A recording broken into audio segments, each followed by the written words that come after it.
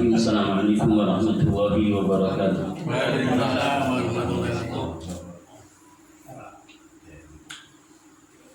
Alhamdulillahi wahdahu la syarika lah. La rabba siwa wa la na'budu illa iyyah. Alhamdulillahi khaliqul alamin rabbul arsyil azim dzul quwwatil matin. Hamdan katsiran thayyiban mubarakan fihi wa mubarakan alaihi kama yuhibbu rabbuna wa yarda. Asyhadu an la ilaha illallah wahdahu la syarika lah wa asyhadu anna Muhammadan abduhu wa rasuluhu la nabiyya ba'dah. Allahumma salli ala nabiyyina Muhammad wa ala alihi wa ashabihi wa man tabi'ahum bi ihsanin ila yaumiddin wa sallama tasliman katsiran wa ba'd. Usikum fa ya ikhwati fillah, a'azzani Allah wa iyyakum wa iyaya bitaqwallahi wa ta'atihi la'allakum tattaqun la'allakum turhamun la'allakum tuflihun. Yaqulullahu rabbuna tabaraka wa ta'ala fi kitabihil aziz. A'udzu billahi as-sami'il 'alim minasy syaithanir rajim.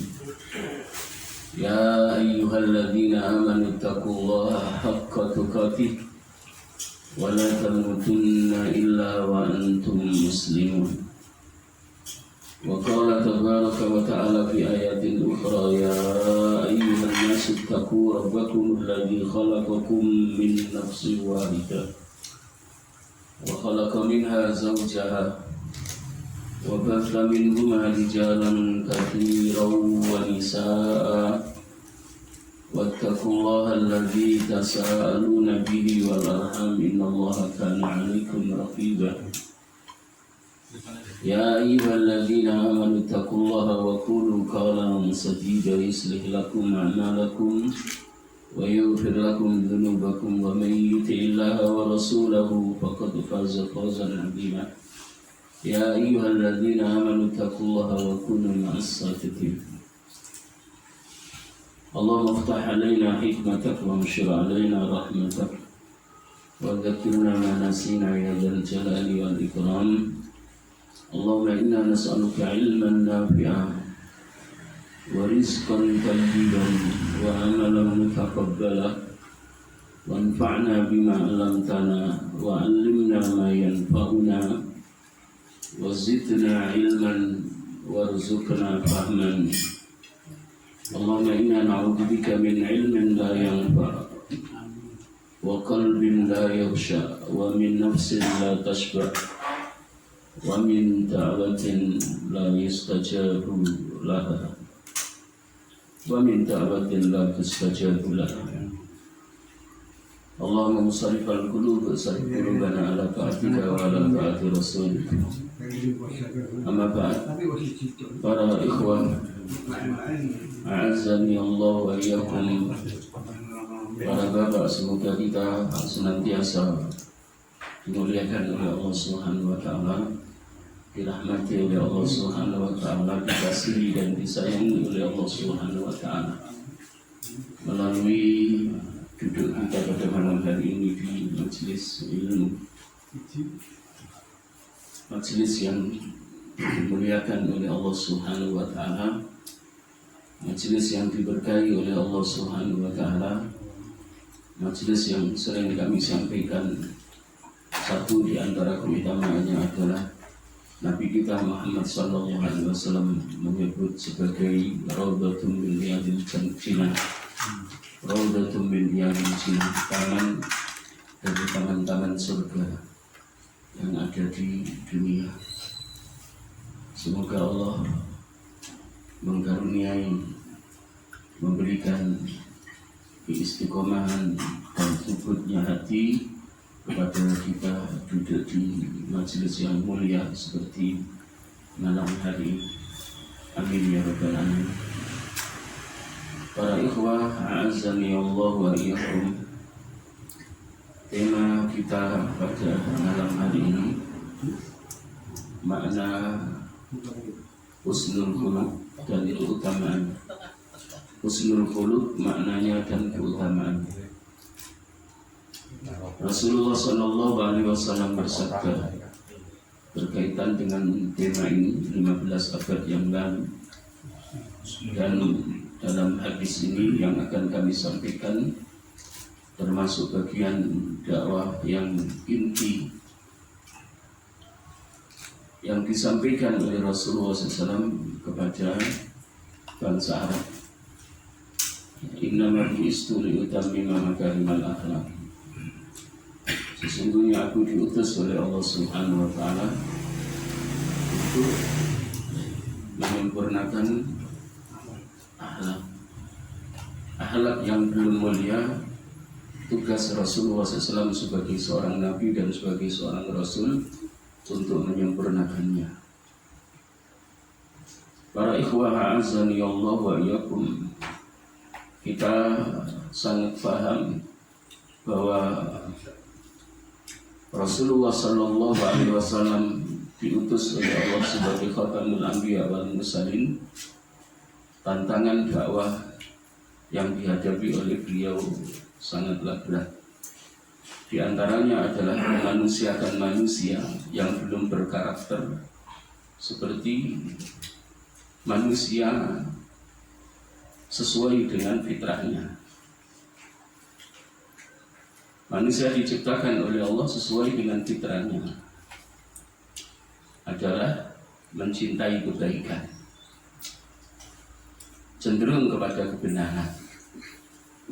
Tetapi bergesernya waktu dalam perjalanan hidup manusia, seperti masyarakat yang dihadapi oleh Rasulullah SAW, masyarakat jahiliyah, maka perilaku dan perbuatan bangsa Arab pada waktu itu jauh dari nilai-nilai kefitrahan. Walaupun mereka terlahir dalam keadaan fitrah, tapi kefitrahan itu hilang dari kehidupan mereka bangsa Arab. Sehingga dakwah yang dihadapi oleh Rasulullah SAW, dakwah yang ditunaikan, dilaksanakan oleh Rasulullah SAW adalah dakwah yang sangat berat menghadapi manusia-manusia yang hidup dalam kejahiliaan. Maka yang digarap oleh Rasulullah SAW di samping dakwah tauhid adalah menata budi pekerti mereka, bangsa Arab yang perilakunya tidak seperti manusia, yang perilakunya menyalahi karakter dasar Allah menciptakan mereka terlahir dalam keadaan fitrah, tapi kefitrahan mereka tidak. Hadis Nabi yang kami sampaikan tadi adalah awal sebagai dasar untuk tema yang akan kami sampaikan pada malam hari ini, bahwa sasaran dakwah Rasulullah SAW itu yang paling inti adalah dua. Yang pertama, dakwah tauhid, mengajak bangsa Arab yang hidup dalam masa kejahiliaan, yang mereka banyak menyembah Tuhan-Tuhan selain Allah, Tuhan yang diciptakan oleh mereka sendiri, diajak didakwahi oleh Rasulullah SAW agar hanya bertauhid kepada Allah, beriman kepada Allah, ilahun wahid, Tuhan yang satu, Tuhan yang esa, la robba siwahu, tidak ada Tuhan, tidak ada sembahan yang hak untuk disembah, diibadahi selain Allah Subhanahu wa taala. Di samping itu Rasulullah SAW merubah akhlak mereka, dirubah menjadi akhlak yang mulia, akhlakul karimah, sebagaimana yang disabdakan oleh beliau, innama bu'ithu liutammima makarimul akhlaq. Para ikhwah a'azzani Allah wa iyyakum, berkaitan dengan tema ini, husnul khuluq, maknanya dan keutamaannya. Para ulama salaf as-salih memaknai husnul khuluq ini, baiknya budi pekerti atau baiknya akhlak, sebagaimana yang disampaikan oleh Al-Imam Ibnul Qayyim rahimahullahu ta'ala tentang makna husnul khuluq. Husnul khuluqi yakumu ala arba'ati umurin. Akhlak yang baik itu tegak di atas 4 perkara. 4 perkara yang paling mendasar, atau berdiri di atas 4 pokok.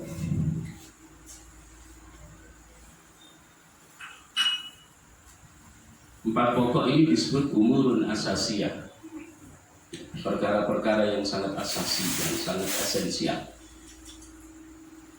Apa yang dimaksud Ibnul Qayyim al-Jauzi rahimahullah ta'ala di dalam memaknai husnul khuluq itu berdiri di atas 4 perkara yang sangat esensial. Wahia as-sabr. Husnul khuluq itu adalah ketika seorang itu memiliki kesabaran yang tinggi di dalam hatinya. Kapan kesabaran kita itu teruji? Ketika ada orang lain yang ingin membuat kita marah. Kemudian kita memiliki karakter yang mulia, yakni sabarnya hati. Sabarnya hati. Atau ketika Allah Subhanahu wa ta'ala memberikan ujian kepada kita, keluh kesah hilang dari kalbu kita, tapi yang ada adalah kesabaran. Dan kesabaran itu menunjukkan qanaahnya hati, ridhonya hati. Walaupun yang dihadapi adalah suatu masalah atau suatu keadaan yang tidak enak dirasakan. Tapi sabar ini, sebagaimana definisi husnul khuluq yang disampaikan oleh Ibnul Qayyim rahimahullah ta'ala, adalah makna yang pertama. Karena husnul khuluq itu berdiri di atas kesabaran. Kalau ada orang yang tidak sabaran, berarti dia belum memiliki husnul khuluq.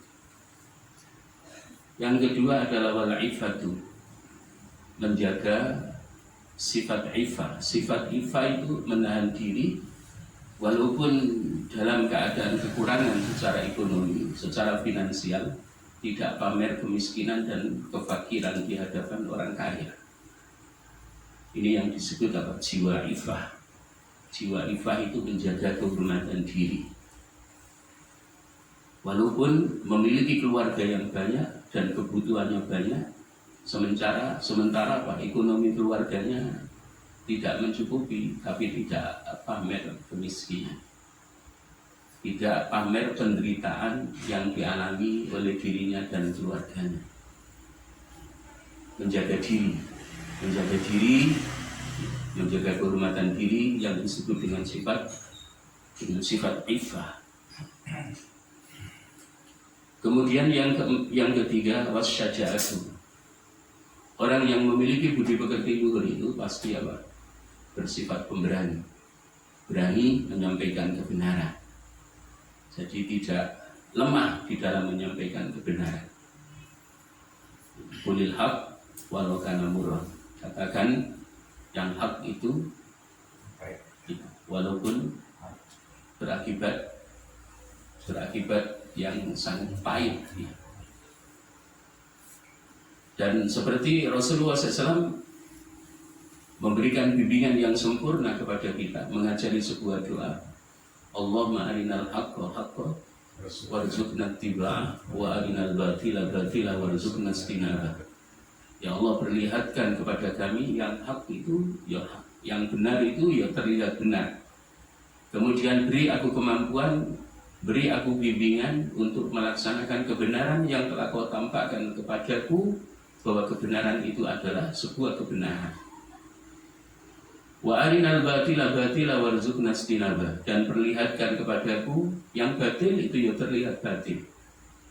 Kemudian beri aku kemampuan, beri aku bimbingan yang sempurna untuk menghindar, menjauhi dari perkara yang batil yang Kau tunjukkan kepadaku.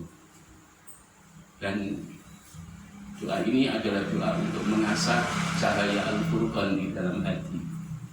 Cahaya Al-Furqan itu cahaya yang memancar dari iman kita kepada Allah sampai iman kita kepada qadar Allah, sehingga sangat jelas dengan basirah yang Allah berikan kepada kita melalui keimanan yang subut, keimanan yang istiqomah, keimanan yang konstan di dalam hati, dan melalui ilmu yang kita pahami dari Al-Quran dan As-Sunnah, hati kita bisa memfilter yang benar ya terlihat benar, yang salah ya terlihat salah, tidak terbalik. Kalau hatinya orang munafik itu terbalik, yang benar terlihat salah, yang salah terlihat benar. Jadi membenarkan yang salah, menyalahkan yang benar. Jadi jiwa-jiwa orang yang penuh dengan kemunafikan.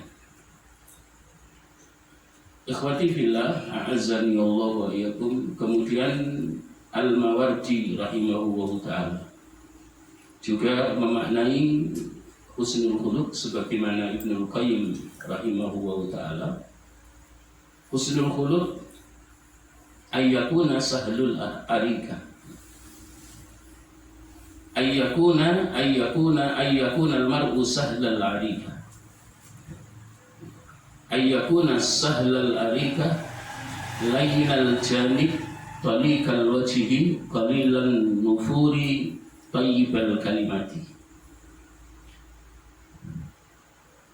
Makna budi pekerti yang baik, budi pekerti yang luhur, akhlak yang mulia, sebagaimana yang disampaikan oleh Al-Mawardi rahimahullah ta'ala, ayyakun al-mar'u sahlal arika.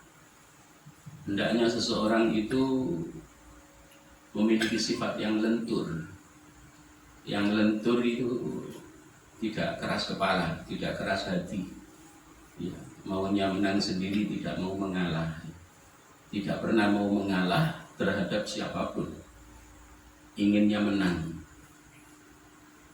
Jadi tidak lentur, keras sih, kaku. Sahlul arika itu tidak kaku, lentur, mudah ketika bergaul dengan keluarga, ketika bergaul dengan sahabat, ketika bergaul dengan saudara dan teman-temannya. Jadi sahlal arika, ayyakunal mar'u sahlal arika, sahlal arika.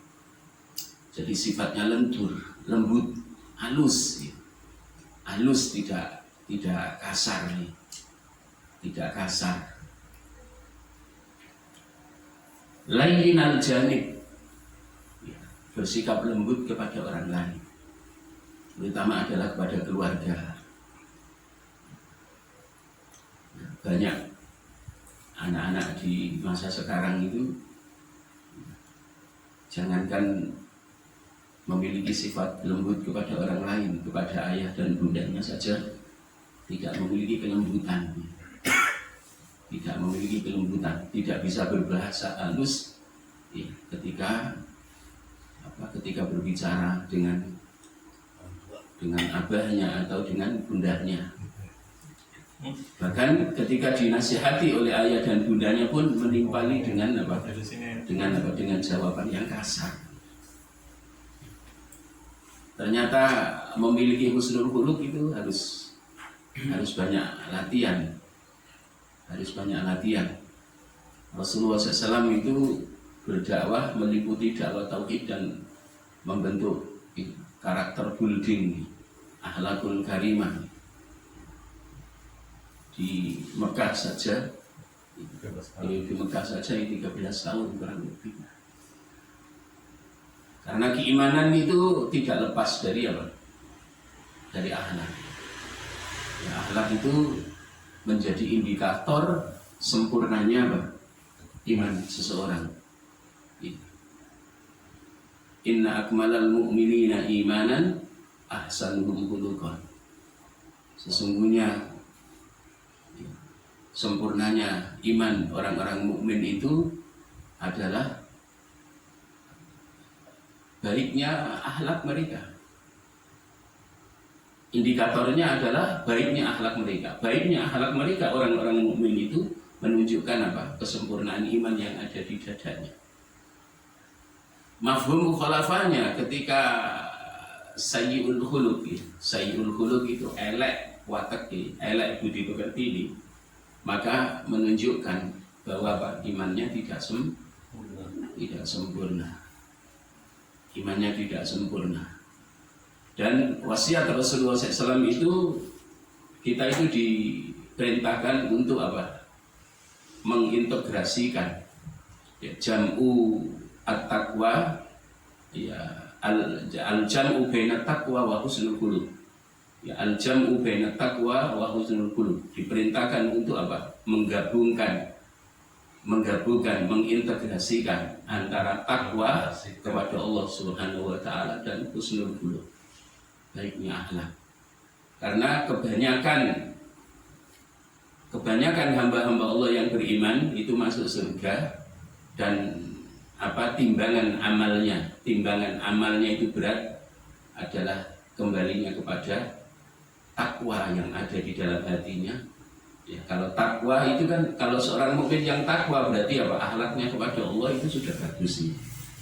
Tapi biasanya husnul qulub itu mengait ya, dalam bermuamalah. Kadang-kadang banyak orang salah paham. Walaupun dia tidak sholat tapi akhlaknya bagus. Ya, tidak sholat kok akhlaknya bagus.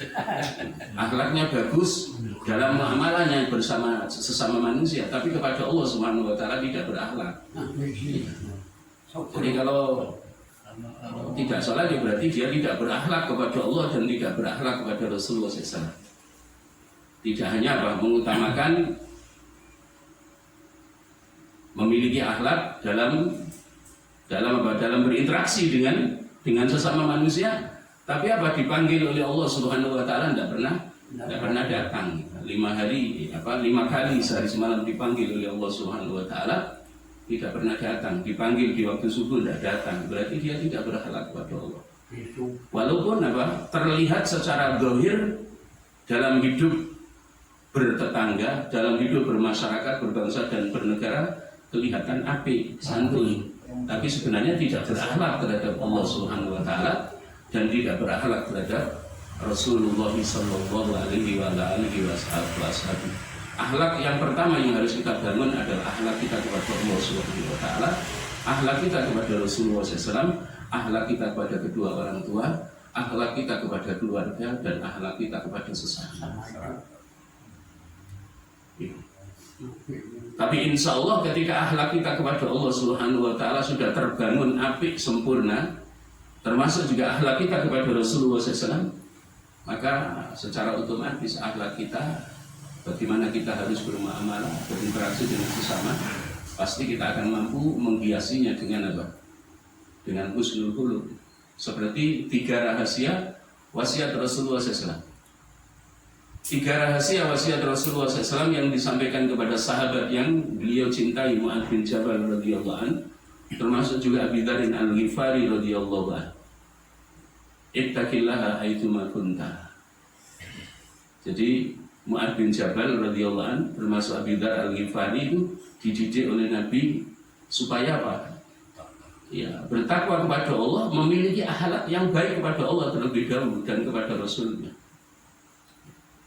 Ketika seorang mukmin itu telah memiliki ketakwaan hati dimanapun ia berada, berarti telah memiliki budi pekerti luhur, akhlakul karimah terhadap Tuhannya, terhadap Allah Subhanahu wa taala pencipta hidupnya, dan kepada Rasulullah SAW. Jadi yang pertama dibangun adalah akhlak kita kepada Allah Subhanahu wa taala dengan melaksanakan perintahnya, menjauhi larangannya. Yang kedua, akhlak yang harus kita bangun adalah akhlak kepada Rasulullah SAW, mengikuti sunnah, dengan mengikuti sunnah. Kalau ada umat Rasulullah SAW kok menolak, anti terhadap sunnah Nabi kita Muhammad SAW, berarti dia tidak punya akhlak, yang mulia terhadap Rasulullah SAW. Kok ada seorang muslim dipanggil oleh Allah sehari semalam 5 kali, kok tidak pernah hadir, tidak pernah terlihat di masjid. Sholat zuhur dipanggil oleh Allah, tidak datang. Sholat asar tidak datang, sholat maghrib tidak datang, sholat isya tidak datang, sholat subuh tidak datang. Berarti tidak boleh. tidak memiliki akhlak yang mulia kepada Allah Subhanahu wa Ta'ala.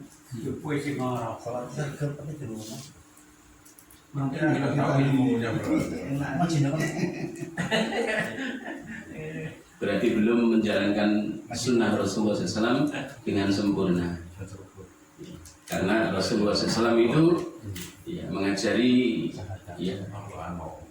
mengajari kaum laki-laki umatnya, khusus bagi kaum mukminin laki-laki, salatnya berjamaah di masjid. Jadi ada kesalahan kalau seandainya sholatnya kenceng tapi sholatnya di rumah. Karena contoh yang dicontohkan oleh Rasulullah SAW adalah sholat berjamaah di masjid.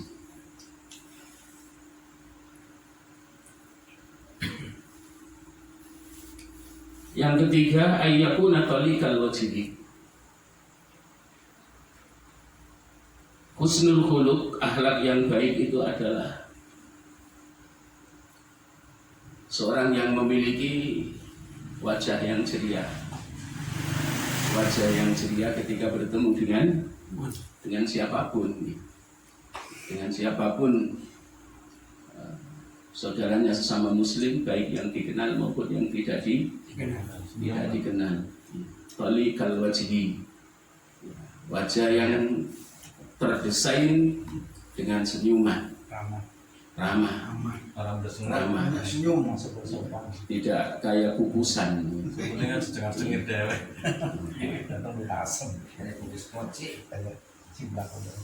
Dan senyum itu sesuatu yang ringan dilakukan. Rasulullah SAW menyebut menjadi bagian dari sedekah. Tabassumuka fi wajhi akhika sedekah. Senyummu di hadapan wajah saudaramu ketika kita bertemu itu disebut sedekah. Ada nilai pahala. Senyum saja dalam Islam itu bernilai ibadah. Ketika senyumnya tidak menggoda, senyum laki-laki kepada laki-laki, ada senyum yang menggoda. Senyum yang menggoda itu bukan senyum yang berpahala. Senyum menggoda kepada lawan jenis itu bukan berpahala.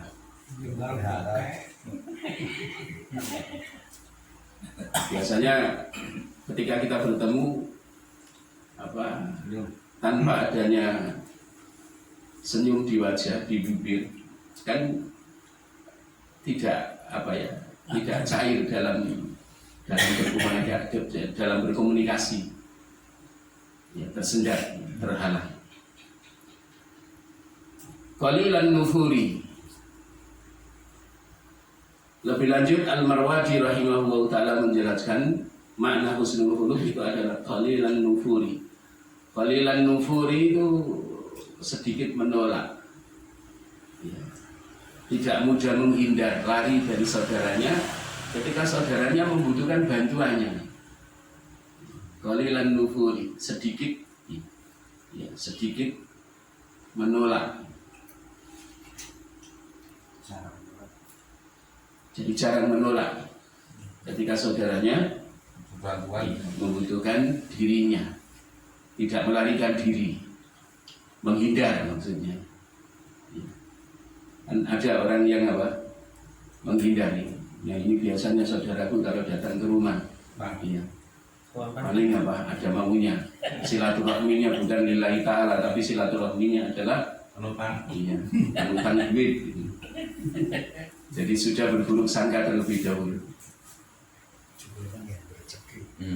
Kemudian poin yang terakhir yang disampaikan oleh Al-Marwazi, thayyibal kalami, ayyakun al-mar'u thayyibal kalami.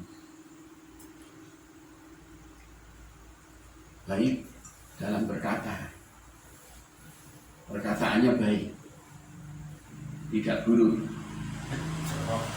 Dan inilah yang dimaksud oleh Nabi kita Muhammad SAW dalam sabdanya, al-muslimu man salimal muslimuna min lisanihi wa yadihi.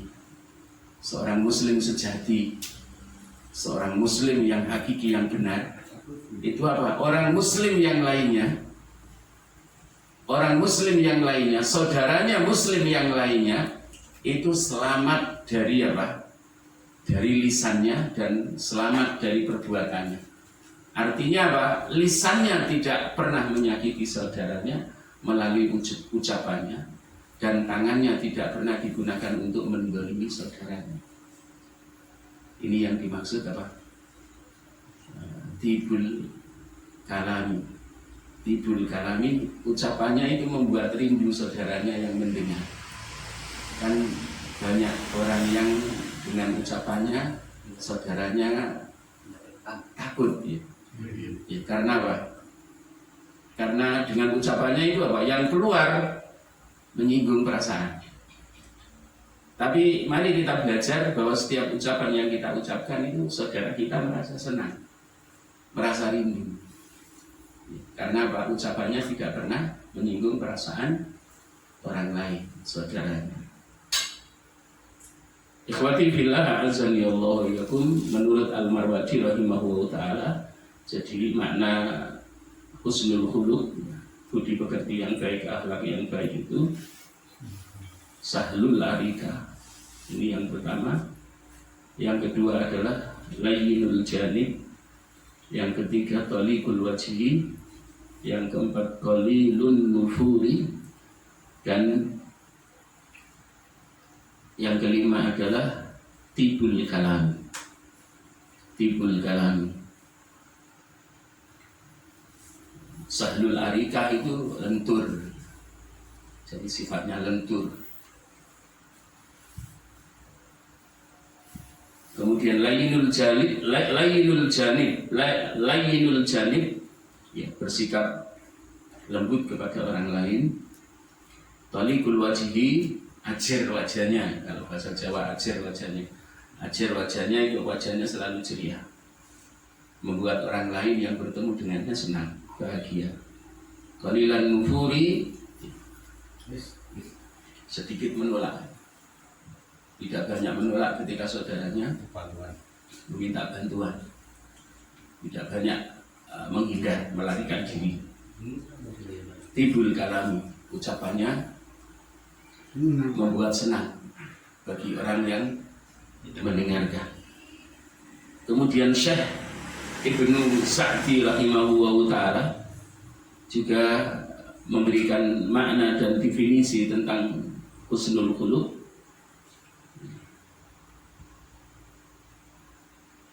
Husnul khuluq as-sabru adalah adanya kesabaran di dalam hati kita. Wal hilmu itu sama, as-sabru wal hilmu. Wal hilmu itu biasanya kalau makna Jawa adalah memiliki sifat aris. Sifat aris itu sifat sabar dan bijaksana. Warraghbatu fi makarimil akhlaq. Wa atharuhu al-afwu was-safhu. Senang dalam menjaga budi pekerti yang luhur, dalam kemuliaan akhlak, dan asarnya adalah al-afu. Orang yang memiliki jiwa as-sabru dan wal hilmu itu mudah memaafkan. Was-safhu anil muslimin, dan lapang dada terhadap orang-orang Islam yang pernah berbuat salah kepadanya. Jadi lapang dada, kemudian mudah memberi maaf kepada saudara-saudaranya sesama muslim. Wa isalul manafi ilal khalqi ajmain, dan banyak memberi, ya, banyak mentransfer apa? Hal-hal yang bermanfaat kepada orang lain, banyak memberikan manfaat kepada orang lain. Akhwati fillah azani Allah wa iyyakum, berkaitan dengan hal ini diperkuat oleh firman Allah Subhanahu wa taala, kaitannya dengan yang disampaikan oleh Syekh Ibnu Sa'di rahimahullah taala, khudil afwa wa'mur bil urfi wa'adid anil jahili. Para ahli tafsir memaknai khudil afwa itu sebagaimana yang disabdakan oleh Rasulullah SAW. Maafkanlah saudaramu yang berbuat salah kepadamu. Wa'mur bil urfi. Wa'mur bil urfi, kita diperintahkan untuk selalu apa? Selalu melakukan dakwah, amar ma'ruf, menyeru kepada kebaikan. Wa'alid anil jahilin, dan berpaling dari orang-orang bodoh yang menolak kebenaran. Nah, berkaitan dengan khudil afwa ini ada tiga akhlak yang paling mulia berkaitan dengan ayat ini, khudil afwa. Sebagaimana Rasulullah SAW menyampaikan kepada para sahabatnya, akhlak yang mulia itu adalah anta'fua aman zalamaka. Kita memaafkan kepada orang yang berbuat zalim kepada kita, walaupun orang yang berbuat zalim kepada kita itu belum meminta maaf kepada kita, tapi hati kita sudah lapang, sudah memaafkan, sudah lapang dada. Dan ini akhlak yang mudah diucapkan, tapi sulit untuk dipraktekkan, sulit untuk dilaksanakan. Memberi maaf kepada orang yang selalu menzalimi kita. Banyak orang yang di akhir zaman ini banyak orang yang cenderung memiliki tidak puas kalau tidak menyakiti orang lain, tidak puas kalau tidak menzalimi orang lain. Nah, ketika kita memiliki jiwa pemaaf yang tinggi, terbukanya hati untuk memberi maaf kepada saudara kita yang berbuat zalim kepada kita, yang melakukan kesalahan kepada kita, maka kita telah memiliki husnul khuluq tingkat tinggi. Karena dalam Islam itu kalau ada saudara kita berbuat salah, maka kita boleh membalas dengan apa? Jadi ketika ada saudara kita nyubit kita, maka kita diperbolehkan untuk nyubit. Tapi memaafkan itu lebih utama. Fa'ajruhu 'ala Allah. Ketika kita memiliki sifat maaf yang tinggi, itu pahalanya menjadi tanggungan Allah Subhanahu wa ta'ala. Pahalanya tingkat tinggi. Para ikhwah azani Allah. Karena Karena dalam Islam kita boleh membalas sesuai dengan sesuai dengan perbuatan buruk yang dilakukan oleh saudara kita kepada kita. Tapi kadang-kadang kalau membalas orang lain berbuat buruk kepada kita, menyakiti kita, kemudian kita membalasnya, ini malah membalasnya lebih tinggi. Maka Islam menawarkan, Allah Subhanahu wa ta'ala memerintahkan kita, ketika dirimu memaafkan kepada saudaramu yang berbuat salah kepadamu, maka pahalanya itu menjadi tanggungan Allah. Pahalanya menjadi tanggung jawab Allah Subhanahu wa ta'ala, tak terhingga tinggi. Para ikhwah a'azzani Allah wa iyyakum. Kemudian yang kedua, wa tu'ti man haramaka. Ini juga kriteria akhlak tertinggi. Yang kedua, engkau memberi kepada orang yang menutup pemberiannya kepadamu. Kalau ada saudara kita yang medit, tidak aluman, tidak pernah mau membantu kita, maka kita tidak boleh membalas sama-sama medit. Sama-sama medit. Kita pancing dengan memberi.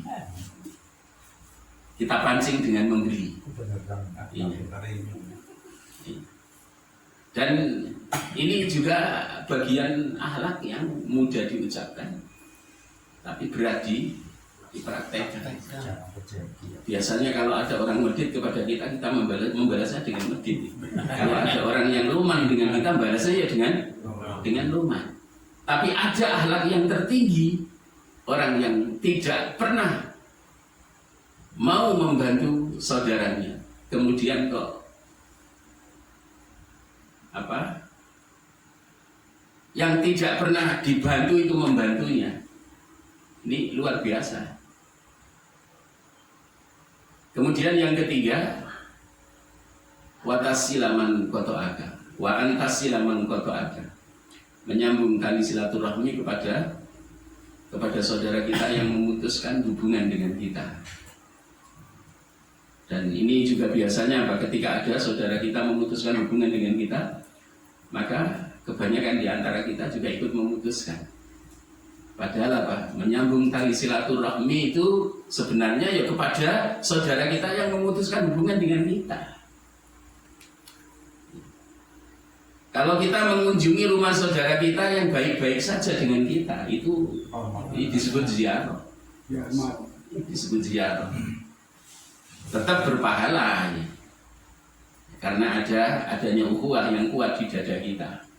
Tapi yang disebut silaturahmi itu adalah menyambung tali persaudaraan yang satu nasab, satu rahim dengan kita, atau yang tidak satu nasab dan satu rahim dengan kita, yang memutuskan hubungan dengan kita.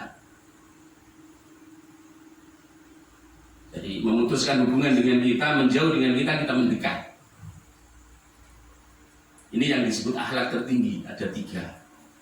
Memaafkan kepada orang yang berbuat salah, berbuat zalim kepada kita, sebelum meminta maaf kepada kita, hati kita sudah lapang memberi maaf. Yang kedua adalah membantu kepada saudara kita yang menutup pemberiannya kepada kita, yang sama sekali tidak memiliki kesadaran untuk membantu kita, tapi kita rela membantunya ketika dia dalam kesulitan.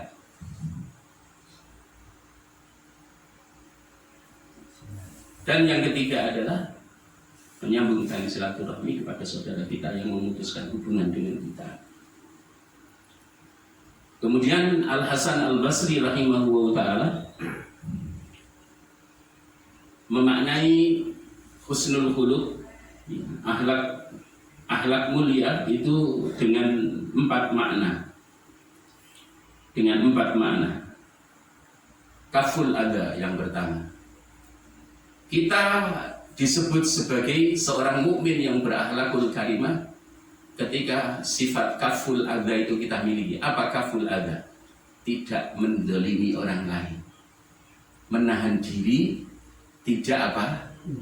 Ya, tidak mendolimi orang lain, tidak menyakiti orang lain dengan ucapan kita atau dengan perbuatan kita.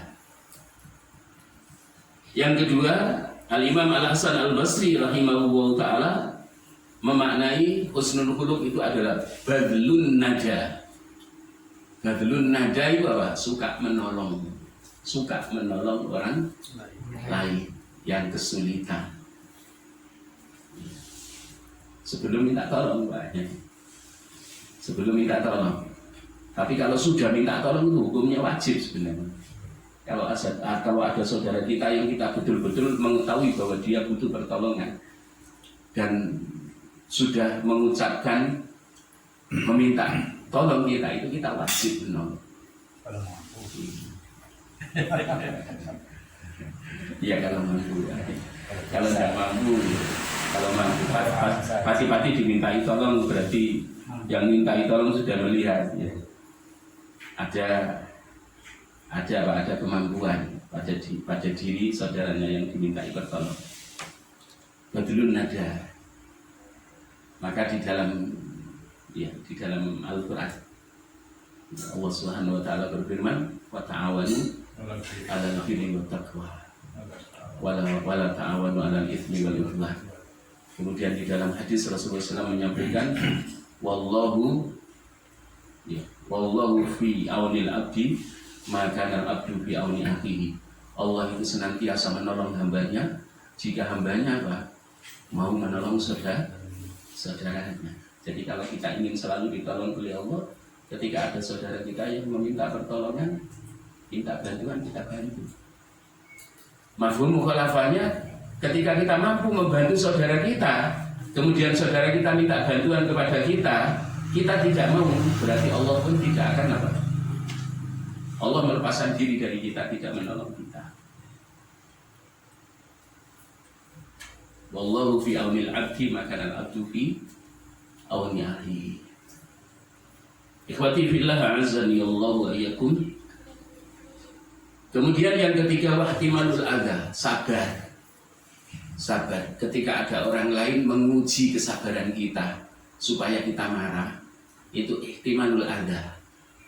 Jadi menahan diri walaupun banyak orang yang berusaha membuat kita marah. Ihtimalul adha. Nahan apa?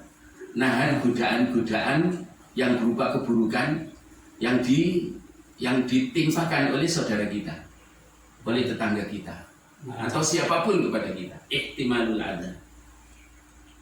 Dan yang keempat, sebagaimana yang disampaikan oleh Al-Imam Al-Hasan Al-Basri rahimahullah ta'ala berkaitan dengan makna husnul khuluq, talaqatul wajhi. Jadi memiliki wajah yang apa? Ceria. Yang ceria. Memiliki wajah yang ceria. Sumeh. Tidak kereng. Ya. Bahasa Jawanya kereng. Kereng itu berwajah menakutkan. Semut.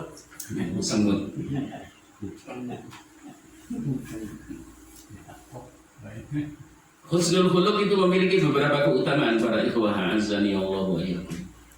Satu di antara keutamaannya tadi, husnul khuluq itu ketika berpasangan dengan ketakwaan hati. Maka takwa dan husnul khuluq ini adalah perkara yang banyak mengantarkan apa? Mengantarkan kita menuju surga. Tapi apa? Ada dua perkara yang kebanyakan menggiring manusia menjadi sebab masuk neraka. Al-fahmu wal farju. Ucapan dan kemaluan. Kesalahan melalui lisan dengan ucapan yang tidak terkendali menyakiti saudaranya, dan juga apa? Kemaluan. Husnul khuluq adalah perkara yang kedua yang memperberat timbangan amal kita di hari kiamat. Para ikhwah azani wa iyyakum, insyaallah nanti berkaitan dengan keutamaan husnul khuluq akan kita sambung. Pada malam hari ini orientasi tema kita terfokus pada makna husnul khuluq. Satu yang kita angkat berkaitan dengan keutamaan husnul khuluq, yakni husnul khuluq itu adalah merupakan perkara terpenting yang kedua yang nanti di hari kiamat akan memperberat timbangan amal kita. Dan perkara yang kedua, ya, selain takwa yang banyak menjadi sebab seorang muslim dimasukkan oleh Allah ke dalam surga. Barakallahu fikum wallahu a'lam bishawab. Untuk selanjutnya kami kembalikan kepada pengarah acara. Wassalamualaikum warahmatullahi wabarakatuh.